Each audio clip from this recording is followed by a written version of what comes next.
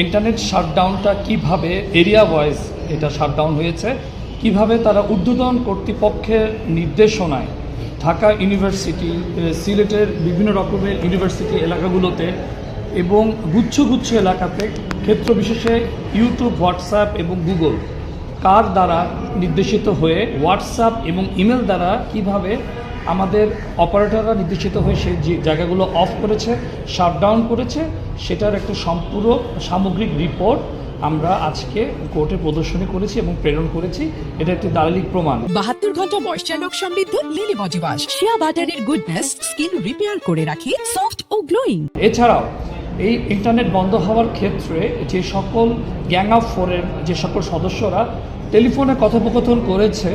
এবং আমাদের প্রকৃত চিত্র যাতে ইন্টারনেটের চারপাশে ছড়িয়ে না যেতে পারে,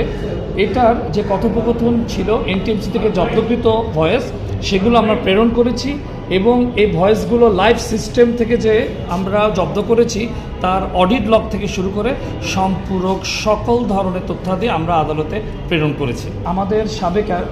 আইসিটি অ্যাডভাইজার অনেকদিন দেশের বাইরে ছিলেন, বিশেষ করে ওই সময়, তো সেখানে ওনাদের সমস্ত কনভারসেশনগুলো হয়েছে মূলত অনলাইনে। সে মুঠোফোনগুলো জব্দ আছে এবং ফরেন্সিক রিপোর্টে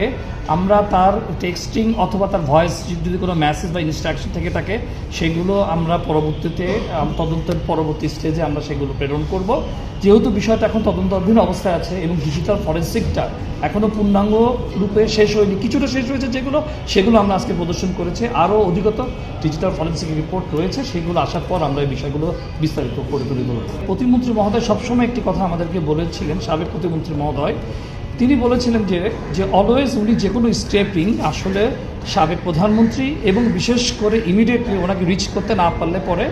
আমাদের সাবেক উপদেষ্টার সাথে উনি সবসময় যোগাযোগ করে প্রতিটি স্টেপিং এবং সোশ্যাল মিডিয়া মনিটরিং এবং ব্লগ কন্টেন্ট এইসব বিষয়গুলো উনি বিবৃত দিয়েছেন আমাদের বিভিন্ন জায়গায় জিজ্ঞাসাবাদে। তো সুতরাং ওনাদের কে বাইরে রেখে, ওনাদের কমান্ড স্ট্রাকচারের বাইরে রেখে উনি একা এই জাতীয় নির্দেশনাগুলো প্রবাহক হবে, সে নির্দেশ অনুযায়ী সব কিছু শাটডাউন হয়ে যাবে, এটা আসলে ভাবাটাই অত্যন্ত অমূলক এবং বাস্তবসম্মত নয়। তো সুতরাং আমি যা মনে করি আমাদের যে পর্যন্ত আমাদের তথ্যপত্রে আছে সে তথ্যপত্রের মাধ্যমে সচিবালয়ের সাবেক উপদেষ্টা সচিবালয়ের জয় এবং এই ইন্টারনেট শাটডাউনের ক্ষেত্রে সরকারের যে সদিচ্ছা একদম সুপিরিয়র কমান্ড থেকে শুরু করে সবাই ক্যারি আউট করে